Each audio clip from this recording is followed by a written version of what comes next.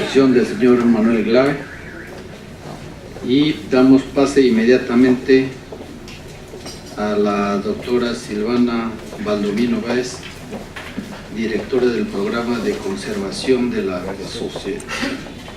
Sociedad Peruana de Derechos Ambientales, para que exponga sobre la viabilidad jurídica, impacto normativo, problemas legislativos de implementación y análisis de la legislación comparada sobre ordenamiento territorial.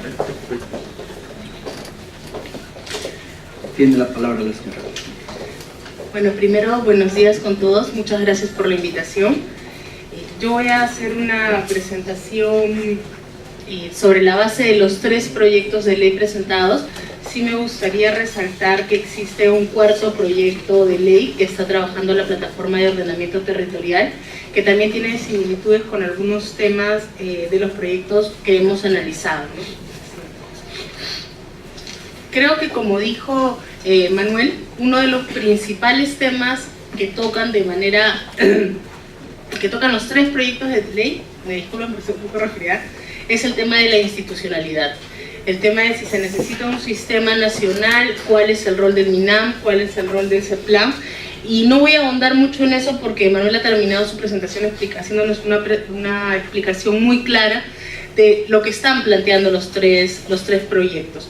Es importante mencionar que concordamos totalmente, que creemos que por el momento se debe fortalecer la institucionalidad como está y más adelante identificar cuál va a ser, hacia dónde vamos y qué institución es la que debería liderar. Pero como estamos en este momento bajo las competencias del MINAM, resulta necesario fortalecerlo para que podamos llevar un proceso de ordenamiento territorial ordenado. Los proyectos de ley, como les mencionaba, tocan muy fuerte el tema del CEPLAM. Todos específicamente consideran que de una u otra forma debe articularse el proceso de ordenamiento territorial con ella. También identifican de manera conjunta los 3 que es necesario que existan planes de ordenamiento territorial en los 3 niveles, nacional, regional y local, y que estos tienen que ser de carácter vinculante. Aquí vienen algunos temas que es necesario que se evalúen, cómo van a ser los mecanismos de articulación para un plan de ordenamiento territorial nacional, cuáles son los criterios para la elaboración de estos planes regionales o estos planes locales y cómo se van a aplicar los mecanismos participativos, la ley de participación ciudadana, la ley de consulta previa para la elaboración de estos planes. Son los temas que tienen en común los 3 proyectos de ley, pero creo que es importante mencionar también que los proyectos de ley tienen confusiones en común también. Se habla mucho del rol de la propiedad, se está mezclando cuáles son los mecanismos de adjudicación de propiedad, como si el ordenamiento territorial fuera un sistema de otorgamiento o adjudicación de derechos.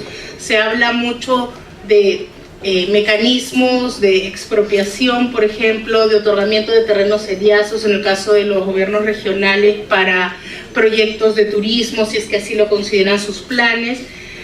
Se habla también bastante de áreas naturales protegidas, incluso se comienzan a esbozar nuevas figuras como planes paisajísticos, planes de áreas por proteger, mezclando un poco los conceptos que nuestra legislación tiene, por ejemplo, para el caso de áreas naturales protegidas o las categorías que ya están establecidas. Un tema también que tocan los 3 proyectos de ley, pero de maneras diferentes, son los mecanismos de financiamiento. Se habla de financiamiento para la elaboración de los planes, ¿no? A través del canon y regalías. Se habla de financiamiento usando la expropiación. Sabemos que la expropiación tiene que ser de manera específica, por una ley y con un fin, pero sin embargo se piensa en la expropiación como un mecanismo de financiamiento. Se habla de usar el Foncomún, el Foncorp, el Fonam, incluso. Los 3 proyectos presentan mecanismos diferentes, sea desde la base regional, sea desde la base local. Tienen en similitud el uso del SNIP, pero también esbozan figuras ya un poco, figuras que necesitan un mayor nivel de análisis. Por ejemplo, hablan de compensación para derechos tradicionales en el caso de pueblos indígenas. Estaríamos entendiendo un poco la figura de cuando se tienen que mover o reubicación que dice el convenio 169 hoy para este caso.